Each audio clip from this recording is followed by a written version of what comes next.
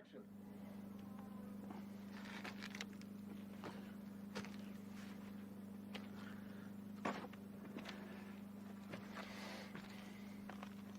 Shalom, Adonai Echaim. It means, may the Lord be with you. I am Joseph, son of Jacob. I believe you know my son. He's been a good boy, I trust, yes? Yes, and you know my wife, Miriam. You say Mary. Many people have asked why there is so little written about me in your scripture. I tell them the answer is simple. Your scriptures are not about me. They're about my son, yes? Some have asked why there is not even one word I ever spoke recorded in your scriptures. In fact, some people have said, well, perhaps Joseph was mute. You can hear they were wrong, yes? But one woman said, well, she said, if he is mute, it makes sense, because they called Joseph the perfect husband. Let me tell you, I am perfect at nothing. I do strive for perfect devotion to God, because I was raised that way. I was raised by my father Jacob to serve God in all ways, in all things. I've been called a great many things throughout the history. For 2,000 years they've called me the defender of the faith, the protector of the Christ child. Did you know that some people have even called me saint? I was not surprised to learn that they did not call me saint until long after anyone who could have ever possibly known me on this earth was long dead. But of all the things I was called, I have one favorite. Would you like to know what it is? Papa. Papa. And would it surprise you to learn he calls me Papa to this very day? And I want you to know, he called me Papa long before he ever said Mama. Very smart boy he was. I was born in Bethlehem. Did you know that? Same as my son. But when I was young, my father moved our entire family, save two older brothers who were married, moved us to a place called Nazareth in Galilee. And it was in Nazareth where I was raised. But more important, it was Nazareth where I met Mary. We were children together. We would laugh, we would play, we would come together at the festivals. And I would like to tell you something about Mary, yes? Mary had a smile that when she would smile, it would light up the entire room. You know, people like this. This was Mary. And something else I'll tell you of Mary. But you must promise me you'll never ever tell her I told you this. Mary had a laugh that when she started to laugh, she would laugh and laugh, and it was uncontrollable. She could not stop laughing. And later in our life, when we were married, I knew how to use it. When she was angry at me, I know. How could anyone be angry at me? Yes, I know. But when she was angry at me, I knew how to make her laugh. I would make her laugh. She would laugh and laugh, and she would laugh so much she forgot why she was angry at me. But then she would be angry at me for making her laugh, and so I lost both ways. But I believe that it was at a funeral. I think it was the funeral for my mother when I first realized that Mary was to be very special to me. I was there. I was standing in my father's house and people were coming in and I was greeting them. And I saw Mary. She was just off to the side and she was just standing there looking at me. And I'm greeting people and she just looks at me. And at one point she came over and she said, Joseph, why do you stand there like that, like this statue? She said, this day is for your mother, Joseph. You should cry for your mother. I know how much you loved your mother, Joseph. And I remember she took my hand into hers. And just as she took my hand into hers, she said, cry for your mother, Joseph. And you know, at that point, I started to cry. I knew from that very moment that Mary was to be very special to me. It was not long later we learned that her father and mine decided that we should become betrothed. Now, in my day, betrothal is different. What is that called before you're married? When you all come together, you are engaged. Yes, it's much different than engaged. You get engaged today. In my day, it was betrothal. When you were betrothed in my day, you were married. It's a contract of marriage. And a betrothal lasts 1 year's time. At the end of the 1 year, there is a celebration. The men gather together. They go as a group of men to the woman's house. They take the woman back to the man's house, and there is this celebration for 1 week's time, and then you are married. That's much different, I think, than your engagement, yes? And there are only 2 ways to break a betrothal, because it is a contract of marriage. The 2 ways under our law are this. If the man feels that the woman has been disloyal to him, he may bring her up on charges. And then if she is found guilty, and many times, the only evidence is the evidence of the husband. That does not seem that fair, no? And if she is found guilty, she could be sentenced to death. She is taken out, she is stoned to death. The only other way in our law to break the contract of marriage and get a writ of divorcement is if the man and the woman decide together that they would like to have the writ of divorcement and go their separate ways. They go and find 2 witnesses, friends of theirs, and they bring the witnesses together. They explain why they want to go their separate ways, and the witnesses then grant this writ of divorcement. Only 2 ways under our law. Much different, I think, than your engagement, yes? Well, Mary and I were betrothed, and it was not long after we were betrothed that Mary came to me. And she said to me, Joseph, she says, I need to speak with you. And I said, yes, Mary, speak to me. She said, no, I need to speak to you privately. She said, let us go to our place. Mary and I had a place. Do people today who are in love with each other have a place of their own? I suspect they do. Mary and I did. It was up on the side of the rocks.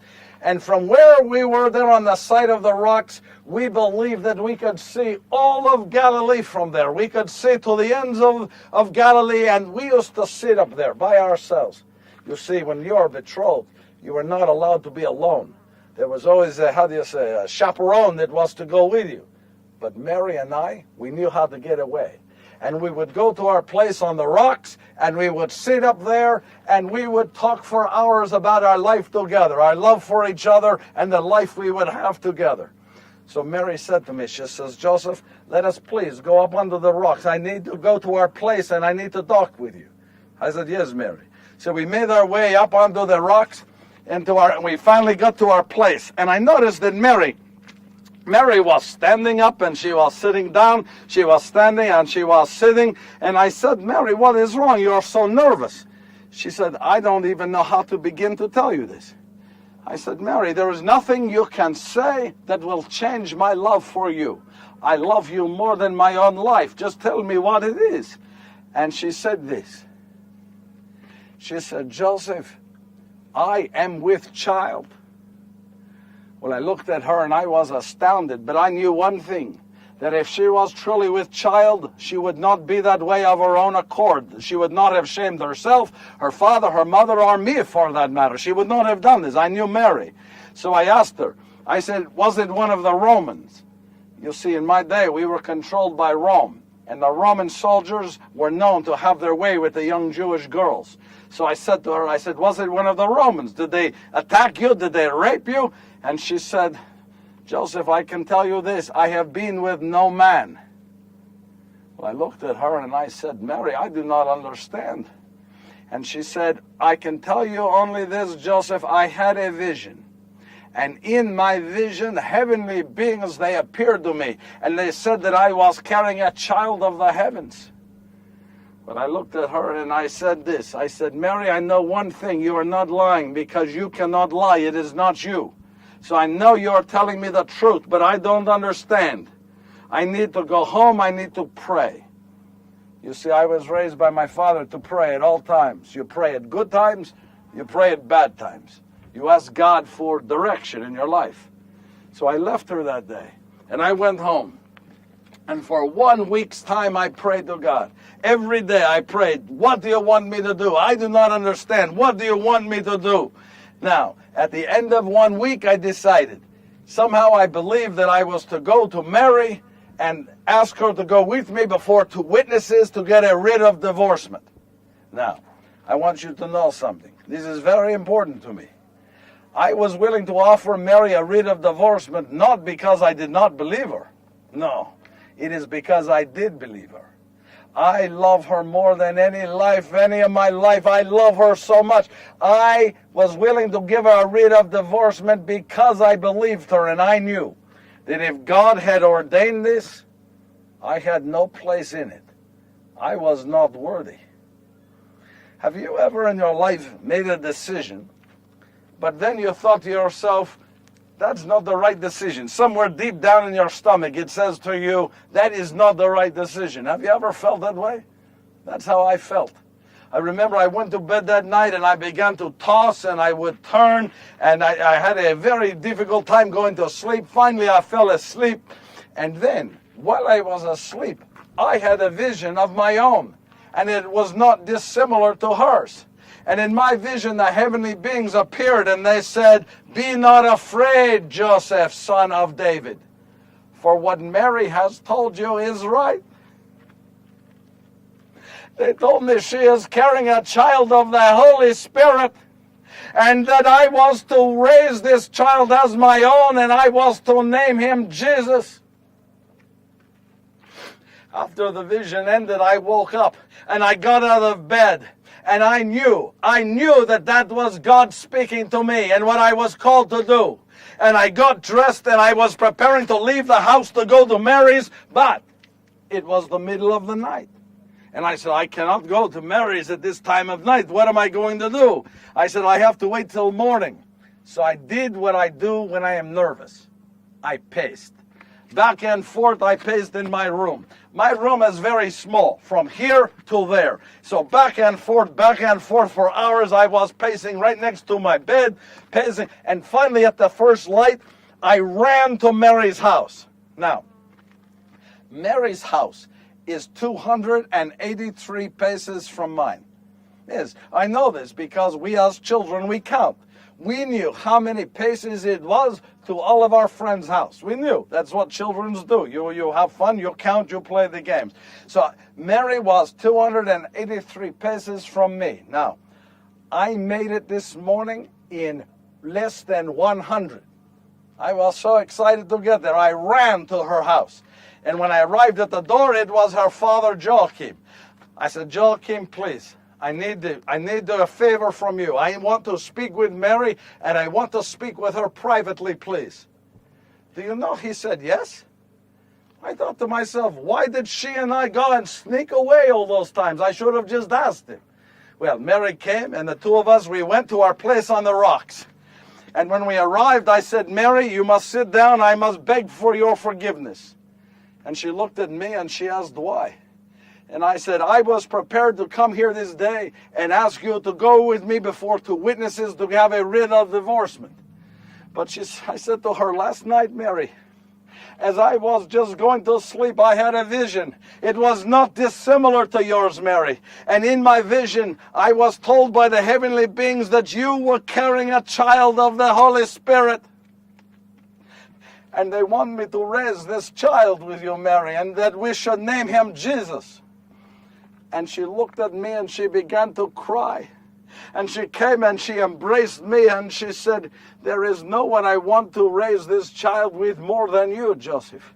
There is nothing for you to ask for forgiveness for. She said, we will raise this child up and he will be a wonderful child of ours. Let me tell you, the heavens blessed me with, I believe, the most wonderful woman they ever created. And then she looked at me, she says, well, Joseph, she says, I think we should be married now and not wait the traditional 1 year. I said, yes, Mary, you are right. We should be married right now. And she said to me, she says, well, you must go and ask my father. I looked at her and I said, me, ask your father? You should ask your father. You go and ask him. And she looked at me, she said, now, Joseph, I knew whenever she said, now, Joseph, I was in trouble. I said, yes, Mary. I will do it. I will go and I will ask your father. And that's what I did. I went to her father and I said, Joachim, I must ask another favor. I said, Mary and I have decided that we would like to be married now and not wait the 1 year.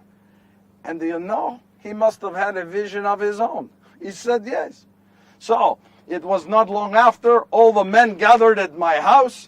And we went from my house to Mary's house. I took Mary from her house back to my house. There was a celebration for 1 week's time, and at the end of that 1 week, we were married. And it was wonderful. Soon after we were married, I received a notice. I was to go to Bethlehem, where I was born, to register for census. I thought about it, decided we were not going to go. It's a long distance, 100 of your miles from where we lived in Nazareth in Galilee, all the way to Bethlehem in Judea. Too far to go. The weather was bad, and my wife was with child. In fact, I would say she's... Why do people say very pregnant? No, you are either pregnant or you are not. Am I right? Yes. Well, she was a lot with child. So I decided we were not going to go.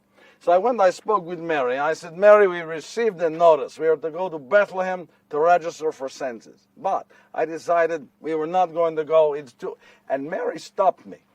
And she says, now, Joseph, she says, we are Jews, are we not? I said, yes, we are Jews. She says, we are good Jews. I said, well, Mary, we strive to be good Jews. She says, yes, we strive to be good Jews. As good Jews, we are told to follow Mosaic law. I said, yes. She says, we are also taught to follow the law of the land. I said, yes. She says, if the law of the land says that we're to go to Bethlehem to register for census, we go to Bethlehem to register for census. I never liked it when Mary would argue the law with me. Well, I said to myself, what am I going to do? And then I asked Mary, I said, it's a long distance, you're with child. How? And she said, why don't you go to your father and ask to borrow a donkey? You see, we were very modest, very poor. Our entire life married together. We had next to nothing. So I said, yes, I'll do that. So I went to visit with my father, and I borrowed a donkey. And here's the donkey I borrowed from my father.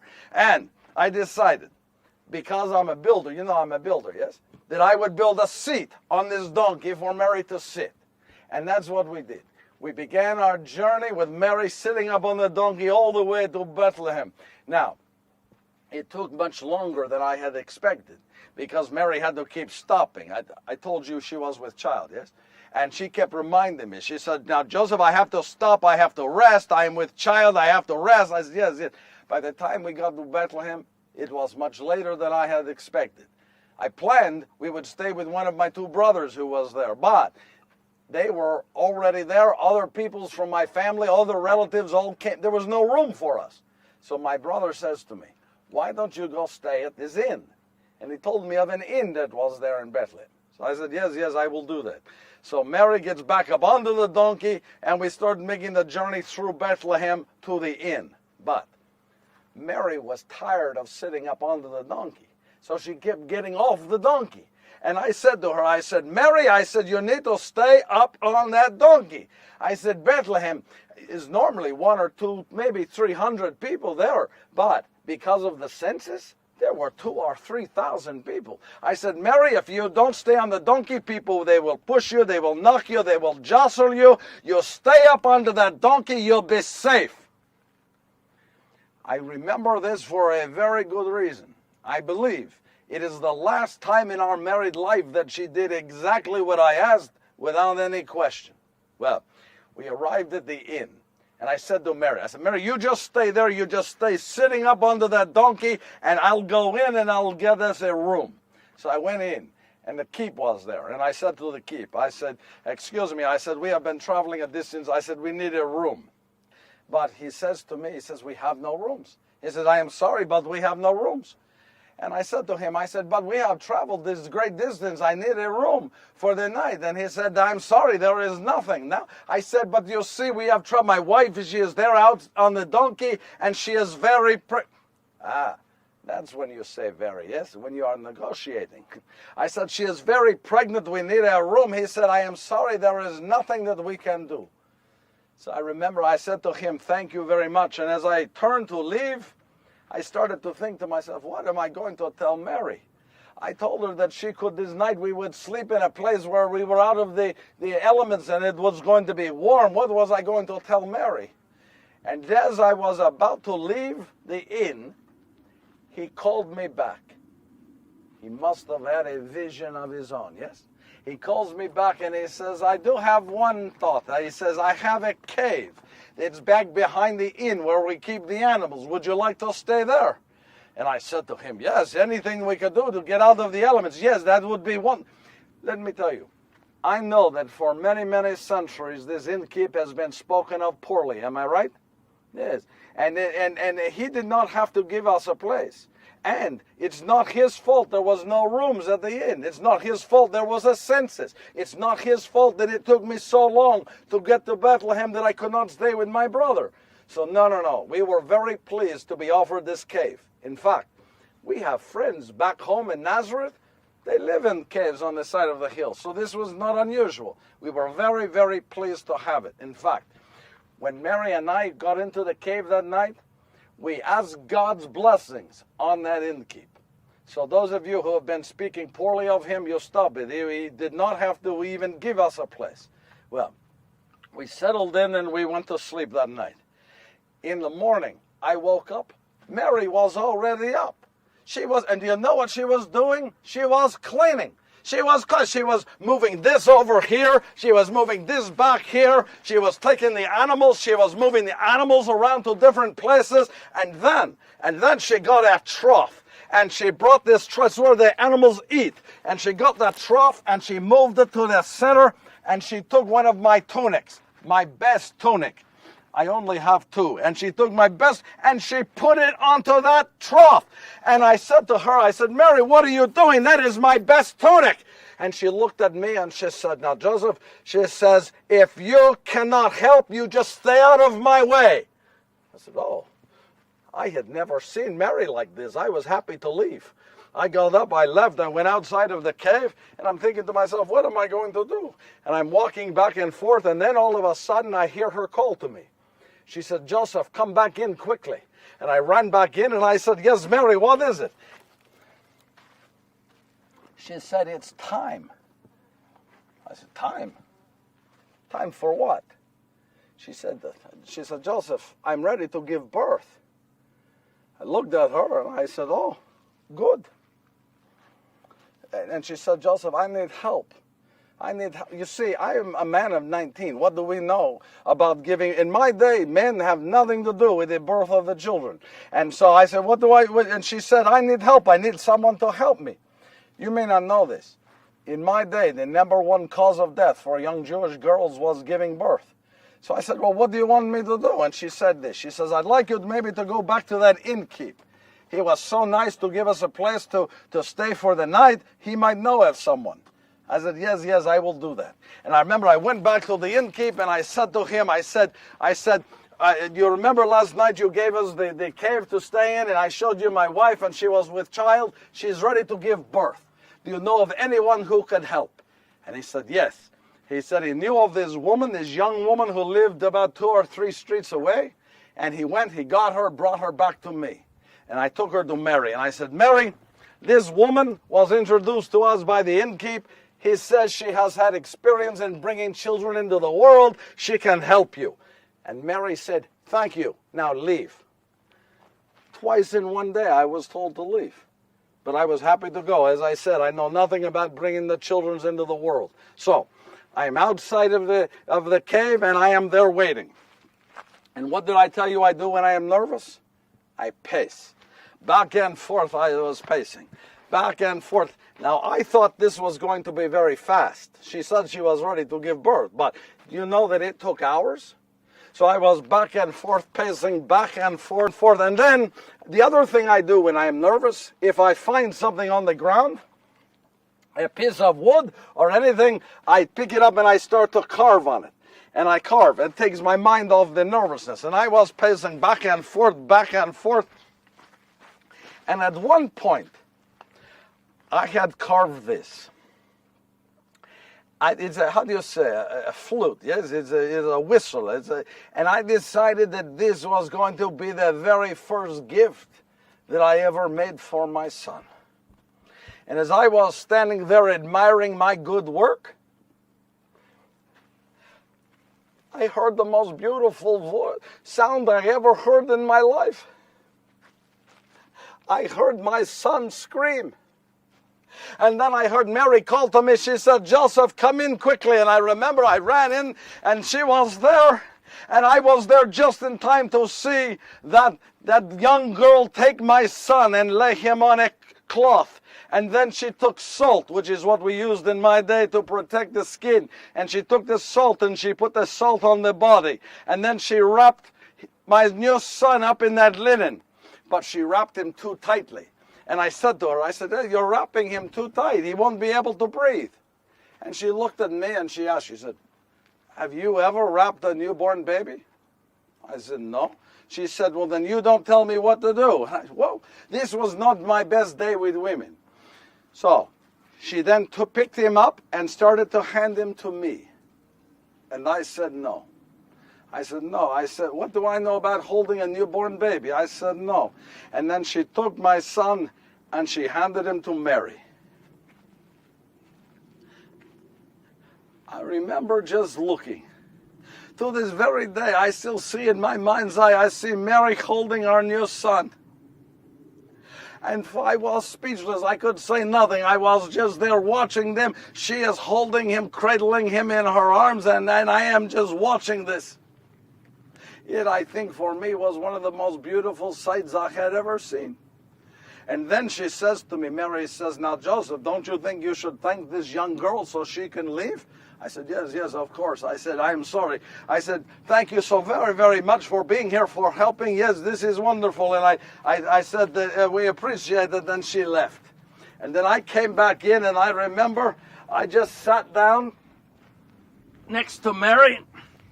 And Mary was sitting over there, and I just watched as she was holding our new son.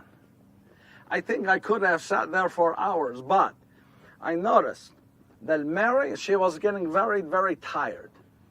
Have you ever noticed someone when they're very tired? They keep trying to stay awake and to talk to you, but their head starts to fall, and their eyes start to close, and they open, and their head is like this, and they pull their... Have you ever noticed this? That's what Mary was doing.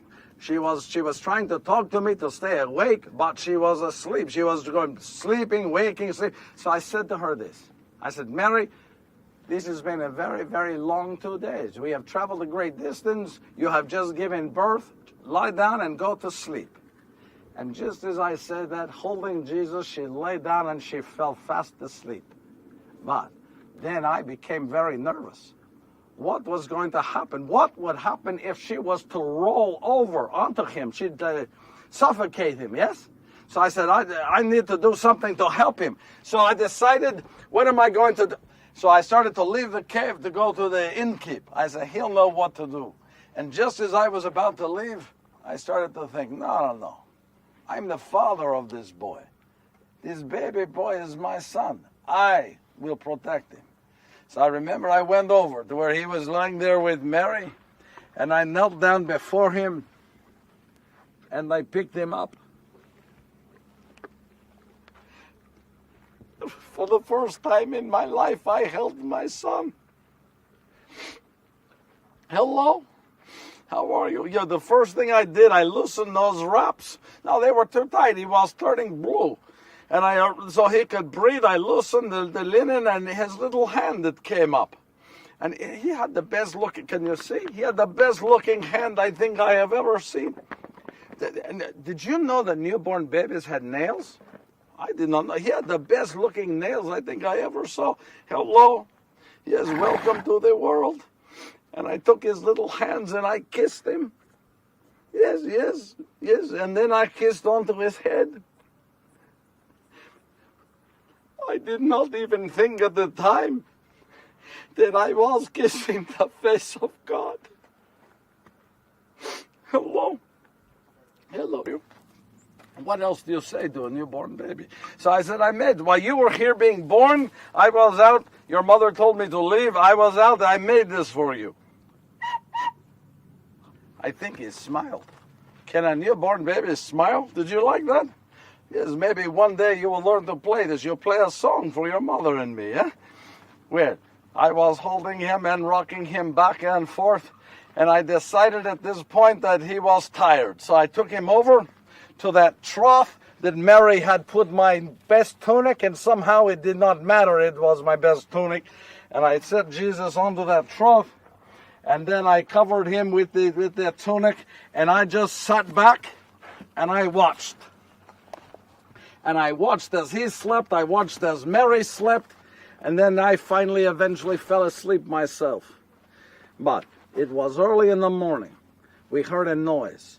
And the noise was at the entrance of the cave, and it woke me up. And I went to the entrance and I said, "Who is there?" And you know, it was shepherds. And I said, "What are you doing here?" I said, "We are here. We've been given permission to stay here. We have a right to be here. My wife has just given birth and we are sleeping." And they said to me this. They said they had been tending their flocks in the fields all night. And the heavenly creatures, they appeared to them and they said that they are to follow the star, and it led them to here. And they followed the star and they walked into the cave, and do you know, they pushed right past me and they fell down to their knees right before our newborn son.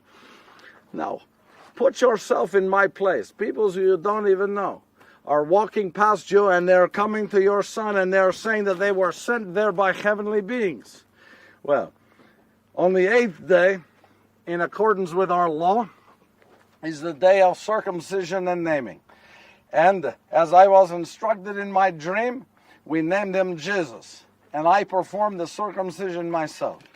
On the 40th day, in accordance with our law, I took Mary and I took Jesus to the great temple and I presented them. Now, as we were just walking into the temple, this older man comes up to us. And he does not even look at Mary or me. He's just looking at our baby boy. And he's looking at him and looking. And then finally he says this. He says, "I can die." He says, "The prophecy has been fulfilled." It seems, his name is Simeon. It seems that many years before, he was told that he would not die until with his own eyes he saw the Messiah. And he said, "In seeing your son, that prophecy was fulfilled. This is the Messiah." Do you know that later that day, a woman, Anna, came and did the same thing? We left the temple that day and we finally went home to Nazareth. But every year on Passover, we would make the journey from Nazareth to Jerusalem, to the temple. We did it in Jesus' first year. We did it in his second year. During his second year, we decided that after we were at the temple finished, we would go and stay and visit with my brothers in Bethlehem. And that's what we did. And one day, we were in the front room of one of my brother's houses in Bethlehem. And Jesus was there. He was playing on the floor, and I was over to the side. And I noticed right out in front of the house, there was a group of animals, a caravan of animals. There were camels, there were donkeys, there were horses. There was a whole caravan of animals that came by. And these people, I could tell by the way they were dressed, they were very wealthy. One of them got down, and then a second and a third. And they came to the door of the house. They looked in, saw Jesus on the floor, and came straight through. And right there, right in front of Jesus, they lay flat on their stomach. Right there in front, they just lay flat onto their stomach. And I'm standing to the side just looking at them. And I'm thinking to myself, what are they? And then Mary, she walks out from the room. She hears the noise. She walks out and she looks at them on the floor laying, and she says to me, "Joseph, what is this?" I said, "I don't know, Mary. They pushed right through. They came in." And she says, "Well, who are they?" I said, "I don't know, Mary." I said, "Excuse me." I said, "Who are you?"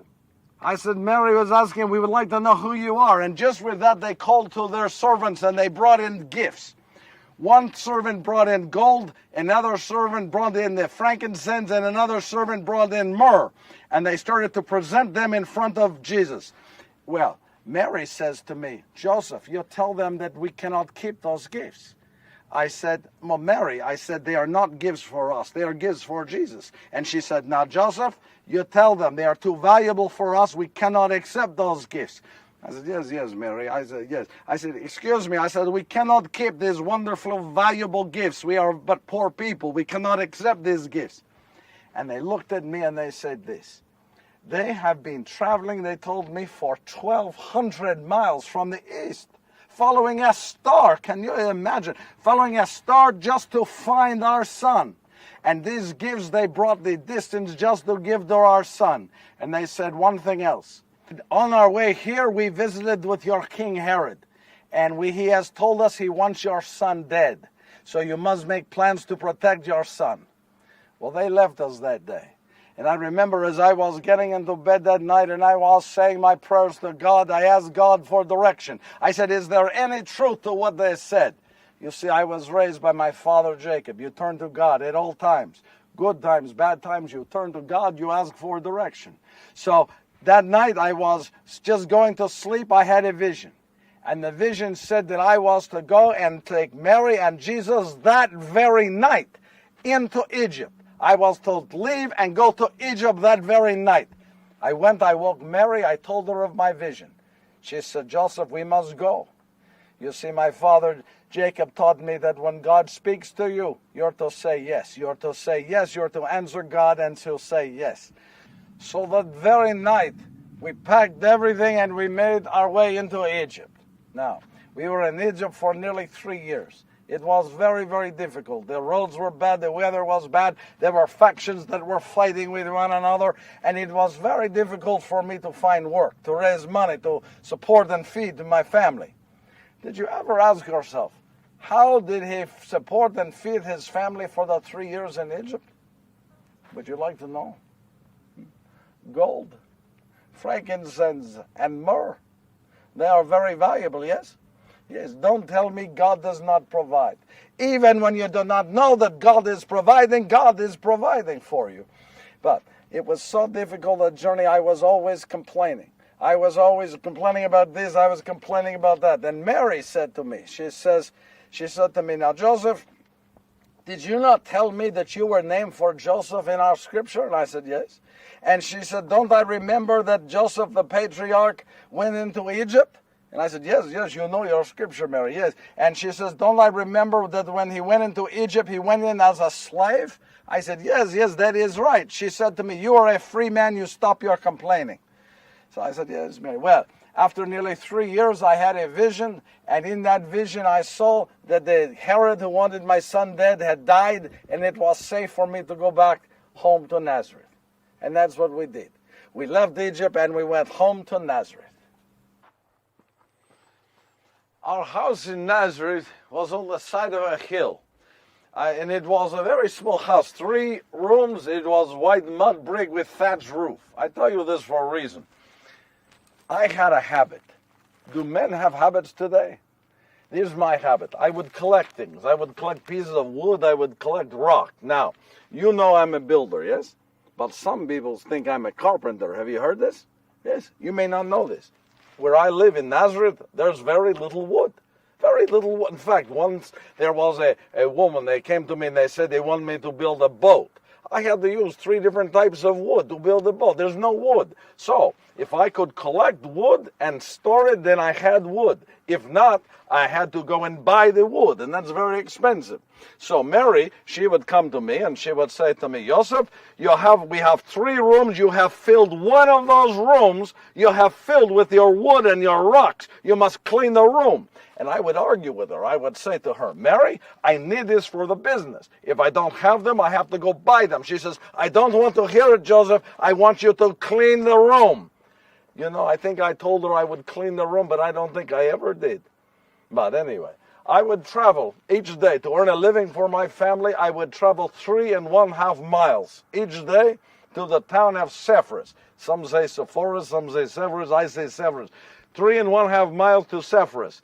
It is a town, the capital city of all of Galilee. It was being rebuilt by Herod, King Herod, the son of the King Herod who wanted my son dead. And he was rebuilding it as a Roman city. So he was hiring builders like me to rebuild the city.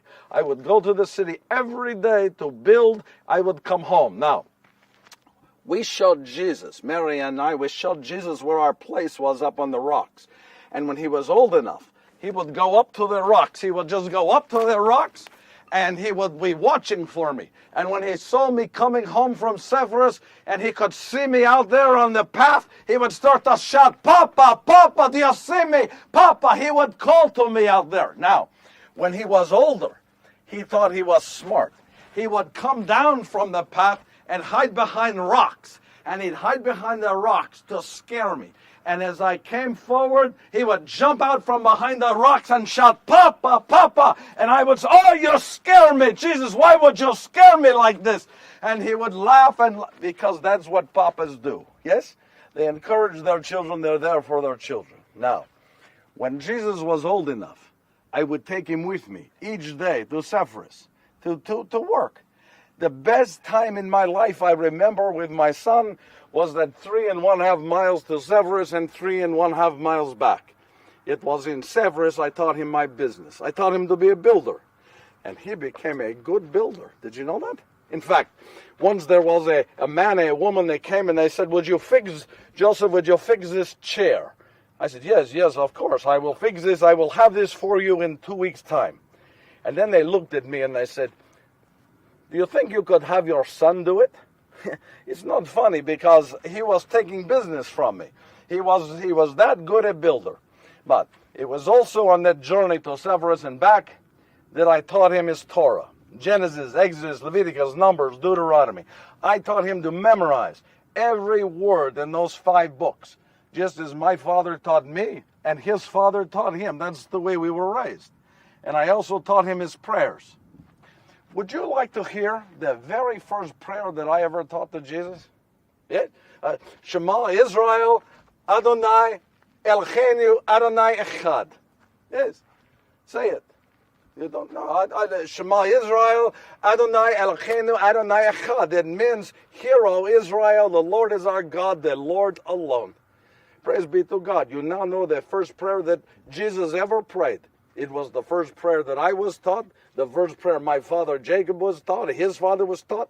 I even suspect it's the first prayer that young Jewish peoples are taught to this very day. It was also there on the journey that he would ask questions. Jesus was always asking questions. I remember once we were traveling and there was a valley and there were many, many sheep. And Jesus noticed that the shepherd came and he called out to the sheep and only some of the sheep left to follow him. And Jesus asked me, he says, Papa, he says, why is it that only those few sheep would leave to follow him? And I said to Jesus, I said, well, that's how it is. I said, that's why I tell you to pray to God. You see, those sheep follow that shepherd because they know the shepherd's voice. I tell you to pray to God every day. So when God calls to you, you know his voice. You can answer. Just as the sheep follow their shepherd, you will follow your God. That's why we're to pray. I used to do another thing with Jesus. I used to tell him that when I was trying to decide what I was going to build, I would draw it here on the ground. And I would, that's how I would, we did not have the things to write on. So I would draw my plans onto the ground. Well, Jesus started to do this. Wherever we were, he would start, if he wanted to write, and Mary would be angry at me. She'd say, don't teach your son to write into the ground. It's dirty. You don't do this. You don't write into the ground. Well, she would be angry at me. Well, at one point when Jesus was 12 years of age, we decided we were going to go on our annual journey to Passover into Jerusalem. Now, as I told you before, in my day, you're a man at 13, yes? So we decided on this journey, he was 12, almost a man, we would tell him who he was. We would tell him of all the messengers that spoke to us. We would tell him of all the visions. We would tell him of all the peoples that came. We would tell him to the best of our ability who he was. This was very difficult for me because I had to tell him that I was not his father. And I was frightened. So we made the journey to Jerusalem. Now, on the journey we told him of Mary's visions, of my visions, we told him of the shepherds, we told him of the peoples who came up, we told him everything we knew. And when we left Jerusalem, we were on our way back home to Nazareth. After 2 days, I realized that I was looking for Jesus and I had not seen him. So I went to Mary and I said, Mary, I would like to speak with Jesus. And she said, I'm sorry, I thought he was with you. You may not know that men and women, they travel in separate caravans. Did you know that? Yeah, they come together for meals. So I thought that Jesus was with Mary. Mary thought that Jesus was with me. And so we looked at each other. Neither of us had seen Jesus since we were in Jerusalem. So we went to our friends. We asked, did you see Jesus? And they said, no, we have not seen him since Jerusalem. So we were frightened. We said, what are we going to do? I said, let us retrace our steps. We will meet on the steps of the great temple. And that's what we did. We retraced our steps, and when we arrived, there. We were both on the steps of the temple, and Mary said, I have not seen him. I said, I have not seen him. I said, let us go into the temple and pray to God for direction. And that's what we did. We went into the temple. Do you know what we saw? When we walked into the temple, we saw Jesus. He was sitting there. He was talking to the Pharisees, the scribes, to the teachers. He was talking to them. He was asking them questions. They were answering. They were asking him questions. He was answering. We were astounded. We ran up to him. We put our arms around him, and we said, oh, we have... And then Mary let him have it. Yes. She said, why would you do this? What do you think you're doing, leaving us like this? We were frightened. We did not know where you were. Why could you do this? And then Jesus looked at us and said this, but where else would you expect to find me but in my Father's house? Don't you see, it should have made sense to us. We just told him who he was. It should have made sense. It would take time for him to know, to understand who he was. Well, we took him, we went back to Nazareth. And as your book said, Jesus grew in age, he grew in faith, and he grew in wisdom. He grew well by the standards of men.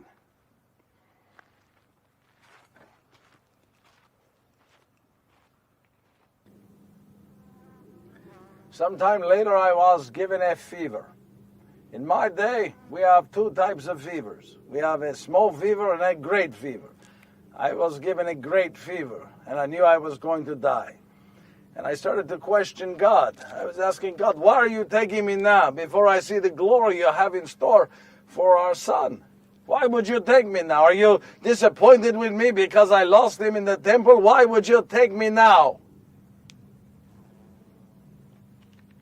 But after I died, God let me see what they did to my son. He let me see how they dragged him through the street. They whipped him, they scourged him, they threw him down, they put nails into his hands. And I'm looking at those hands and I'm thinking, those are the hands I kissed.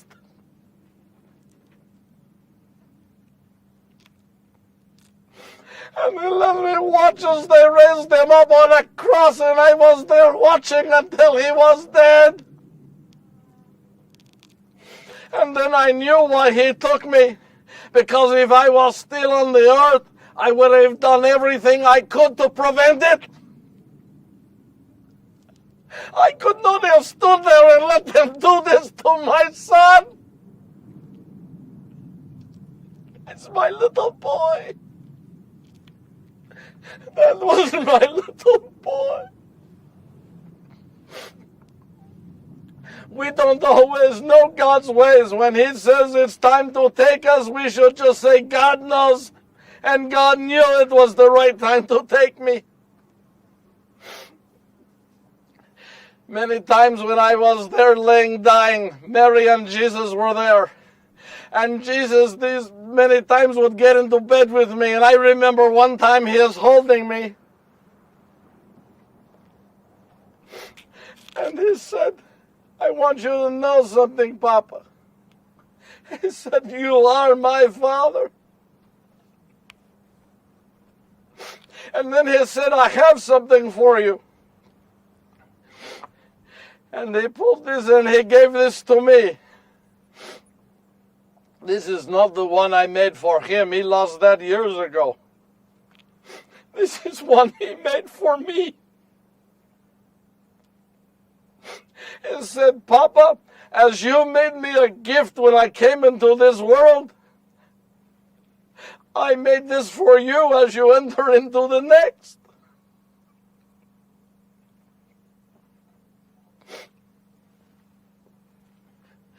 I'm going to leave you now with this.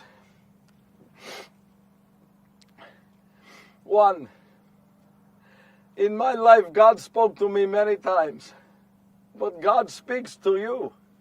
Are you listening? In our scripture, it tells of the great prophet who goes up to the side of the mountain and he's looking for God.